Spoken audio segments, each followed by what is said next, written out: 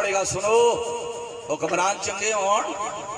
تے لوگاں دیاں سوچاں دے محور بھی چنگے ہوندے نے۔ خلیفہ شام بن عبد الملک سی تے او جناب والا عمارتاں دا بڑا شوقین سی تے جس دے او عمارتاں دا شوقین سی تے لوگ بھی یہی گل کرنے سن، پلاٹ اوپر جناب والا مکان بڑی گیا، دوئی بلڈنگ چڑھی گئی تے نواں مکان اچھی رہ سی۔ شام بن عبد الملک بلڈنگوں کا شوقین تھا، ساری رعایا یہی گلنا کرنی سی جی اساں اج کل سنیا بول بھائی کرنے کرنے نا رشتہ دینے بھی پہلے تو نہیں سی ہونا نا ساڑھے پاسے ہے انہوں نے مکان تھیا ہے دی سٹوں نے پنڈی مکان بڑھیا ایتھے ہیں جڑا نا کڑی سڑی جناب پاڑے تو نہیں رسی کالے کال بان نہیں رسی مان پھیر نہیں رسی کالیاں دیکھشیا رہے ہوتے دور بھٹے موتے رہتے جمع رہتے کیمسٹری پڑھا چھوڑی حالے تک تہذیب نہیں سکھائی فزکس پڑھا چھوڑی ہاں میں اپنے اسٹوڈنٹس کو بتاتا ہوتا ہوں کہ بیٹا جب ہم نے الحمدللہ پڑھایا پنجاب کالج میں پڑھایا ادھر ہی پڑھاتے ہیں کہ بیٹا جب آپ بے شک دنیاوی تعلیم حاصل کریں لیکن جب اگلے گھر میں بچی ہو جاؤ گی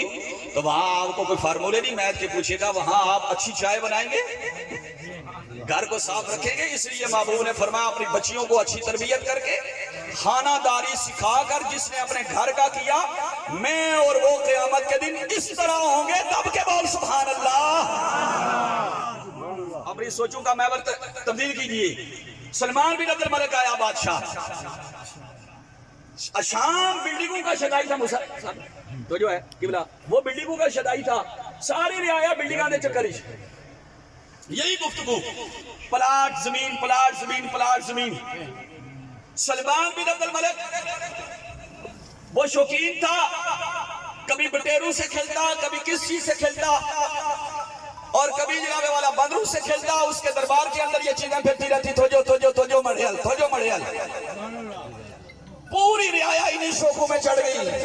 بہرام بھائی کسی نے کبوتر پالے ہوئے ہیں، کسی نے بٹیر پالے ہوئے ہیں، کسی نے ککڑ پالے ہیں، کوئی کتیاں نے بھیڑ کرانا، کوئی جناب بٹیرہ نے بھیڑ کرانا۔ یہ دونوں بھائی گزرے تو ان کا چچا داد بھائی آیا، تخت پر بیٹھا، نام عمر بن عبد العزیز ہے، نام عمر بن عبد العزیز ہے اور شب عزت دار ہے، لیکن مدینہ سے لے کر کوفہ، شام سے لے کر بحرین سے لے کر بغداد سے لے کر اجاد مقدس تک جوان بھی اس خلیفہ کی برکت کی وجہ سے صبح اٹھ کر یہ بات کیا کرتے تھے، سنگیا میری فجر ہی پڑی یا تہجد بھی پڑی بیٹھے ہو تو اچھی بولو سبحان اللہ۔ ہاں جب حکمران اچھے ہوں تو گفتگو کے محور بھی اچھے ہوتے ہیں، لیکن میں یہ عرض کروں